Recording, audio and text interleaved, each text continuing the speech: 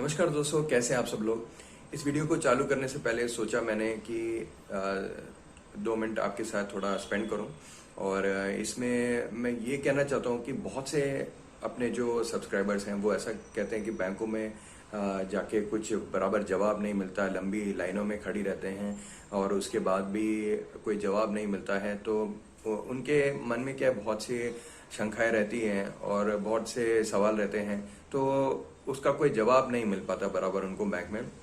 तो मैं बस इतना आपसे कहना चाहता हूं कि आपको कुछ भी अगर दिक्कत हो तो मेरे को कमेंट सेक्शन में बताइए और मैं पूरी कोशिश करूंगा कि अपने नॉलेज में जितना है या कहीं से पता करके भी मैं आपको जरूर जवाब दे दूंगा। तो आप बेफिक्र रहिए। आपको अगर बैंक में से सही जवाब नहीं मिला हो तो मेरे को कमेंट सेक्शन में बताइए। I will be most happy to help you guys.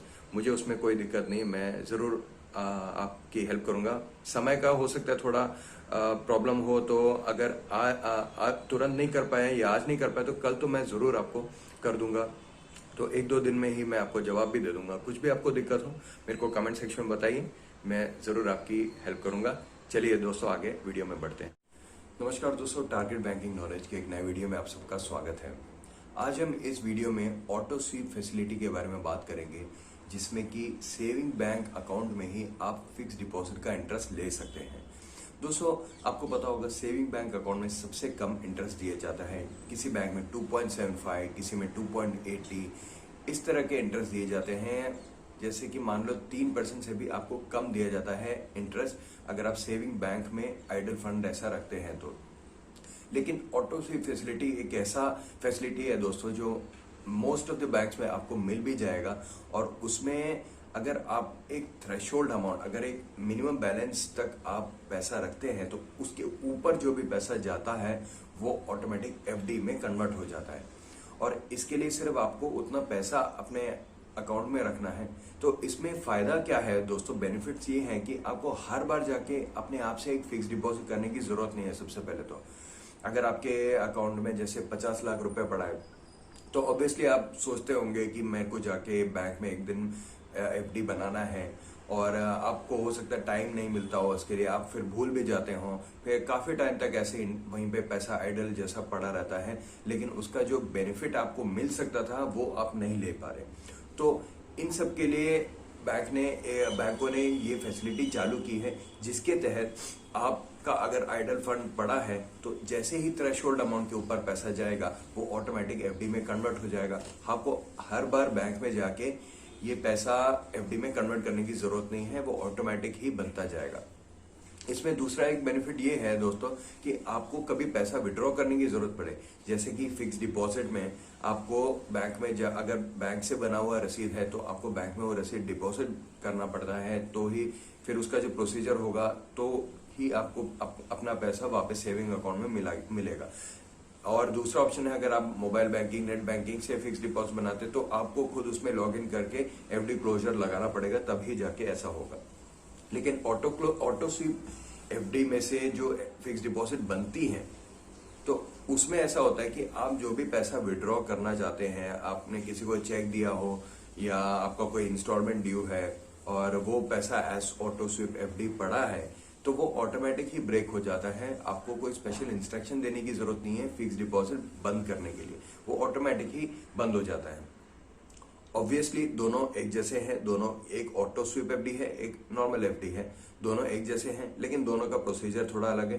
Fix deposit बंद करने के लिए आपको प्रोसीजर करना पड़ेगा, लेकिन ऑटो स्वीप एफडी ब्रेक करने के लिए आपको अपने आप से एफडी ब्रेक करने के लिए कोई प्रोसीजर करने की जरूरत नहीं है। आप जो चेक देंगे या आपका जो भी इंस्टॉलमेंट है, आप जैसे एटीएम से विड्रॉ भी करते हैं तो ऑटोमेटिकली वो एफडी बंद होके आपके सेविंग अकाउंट में आएगा और वहां से आपका पैसा विड्रॉ हो जाता है। ऐसा सरल सा एक तरीका होता है ऑटो स्वीप एफडी का। चलिए दोस्तों, जानते हैं ये एलिजिबल कौन कौन है बनाने के लिए। तो इसमें ऐसे कोई एलिजिबिलिटी क्राइटेरिया नहीं है, बस इतना ही एलिजिबिलिटी क्राइटेरिया बैंकें बताती हैं कि आपको मिनिमम बैलेंस मेंटेन करना है, और मिनिमम बैलेंस जो थ्रेश होल्ड होता है उसके ऊपर जैसे ही पैसा जाता है तो आपका एफडी का अमाउंट बन जाएगा। अभी अलग अलग बैंकों में अलग अलग थ्रेशोल्ड अमाउंट दिए जाते हैं, इंटरेस्ट रेट भी अलग अलग होते हैं।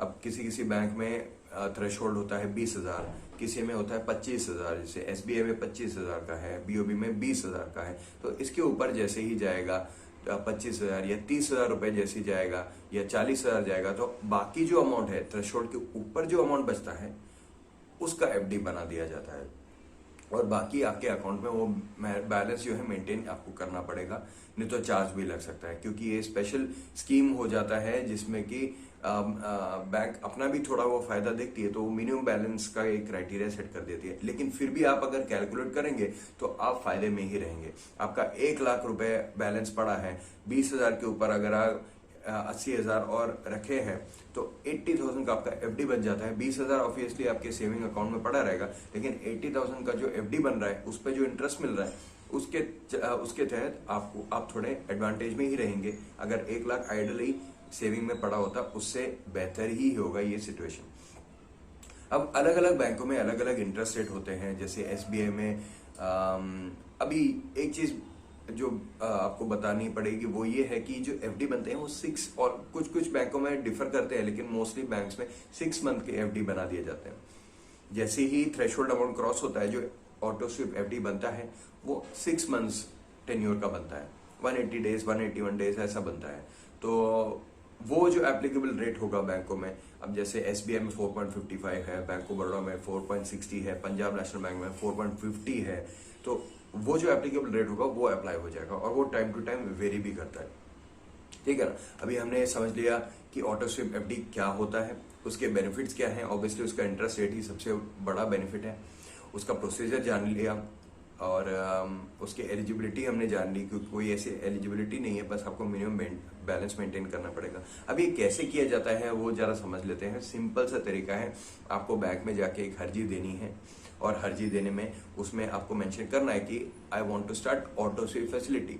उस पर आपको टिक कर देना है। अगर ऐसा कोई ऑप्शन उसमें लिखा नहीं तो आप लिख के भी दे सकते हैं कि मेरे को ये ऑटो स्विप फैसिलिटी अपने अकाउंट में करवानी है, इसको एक्टिवेट कर दिया जाए।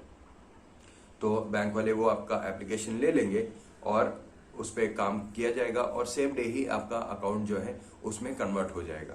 और एवरी मंडे बैंक का कैलकुलेशन होता है, जो भी जिस भी अकाउंट में मिनिमम थ्रेशोल्ड के ऊपर जा रहा है पैसा, तो वो ऑटो स्वीप हो जाता है। मतलब एवरी मंडे आपका होता रहेगा ये प्रोसेस। तो एवरी वीक आपका ये प्रोसेस होता रहेगा, जिससे कि आपको कोई नुकसान ना हो।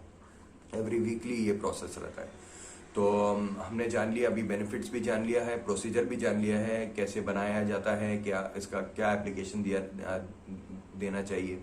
अब जान लेते हैं दोस्तों, इस पे जो टैक्स एप्लीकेबिलिटी है वो क्या है। क्या वो भी सेविंग अकाउंट जैसे ही रहेगा या वो फिक्स डिपॉजिट जैसे रहेगा। अब आपके सेविंग अकाउंट में ये फैसिलिटी है, लेकिन क्योंकि ये फिक्स डिपॉजिट ही बनाया जा रहा है, तो फिक्स डिपॉजिट का जो इंटरेस्ट क्राइटेरिया है, टैक्स क्राइटेरिया है, वो ही आपको वो ही एप्लीकेबल है। तो फिक्स डिपॉजिट पे दोस्तों ये क्राइटेरिया होता है कि जो भी इंटरेस्ट रेट है उस पे जो भी इंटरेस्ट आ रहा है उस पर 10% का टीडीएस कटता है, तो वो ही एप्लीकेबल होगा।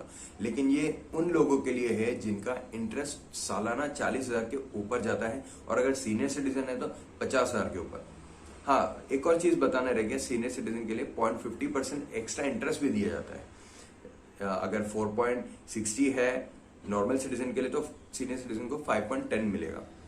ठीक है ना, ये एक बात हो गई। अब टैक्स की जो हम बात कर रहे थे वो है 10% इंटरेस्ट अमाउंट पे, यानी कि अगर आपने 100 रुपए रखे हैं बैंक में, आपको उसका जो इंटरेस्ट मिल रहा है वो है 5 रुपए, तो उस पर 10% कटेगा, यानी कि 0.50 रुपीज 50 पैसे ही आपका जो है टैक्स जाएगा उसमें।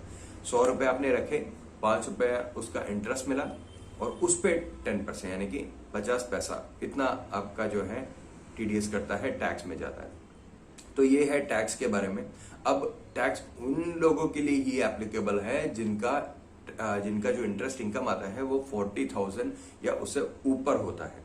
40,000 के ऊपर अगर जाता है आपका इंटरेस्ट इनकम सालाना, तो ही आपको टैक्स भरना पड़ता है, वरना नहीं भरना पड़ेगा। आपका जैसे 1,00,000 का कोई एफडी है, 2,00,000 का कोई एफडी है, तो उस पर कोई टैक्स नहीं लगने वाला।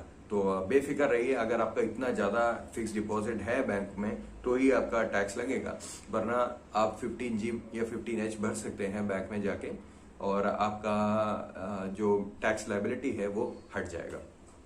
तो ये था दोस्तों ऑटो स्वीप फैसिलिटी के बारे में। एक बेहतरीन प्रोडक्ट है जिसके बारे में ज़्यादातर लोग अवेयर ही नहीं है।